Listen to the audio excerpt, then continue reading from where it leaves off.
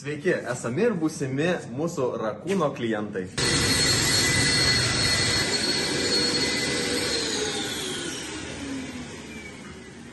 Trumpam sustabdysime mūsų įnirtingiausią sofų brūžintoją Nojų. Rakūnas šiandien jūsų klausia, ar žinot, ką daryti, kai jūsų baldą ištinka gyvenimas, gyvūnų nelaimės arba vaikų fantazijos? Dalykas, kurį žinoti svarbiausia, yra ko nedaryti. Tai bandyti valyti baldą patiems su bet kokia chemija. Bėda ne ta, kad chemija neveikia, o ta, kad jos nemokame gerai pašalinti. Arba neturime tokių monstrų, kurie gali pašalinti tą chemiją iš baldo.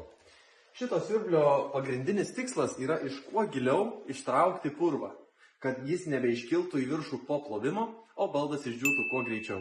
Tikriausiai jums kyla klausimas, o ar yra tokių atvejų, kai jūs atvažiuojate ir mums niekas neišsivalo? Taip, būna, bet tokie atvejai reti kaip mano barzda. Samilav Sulanoj Seforp. Profesionalus valymas. Užsuk į rakūnas.lt jau šiandien ir užsisakyk savo namų šviesą ir švarą.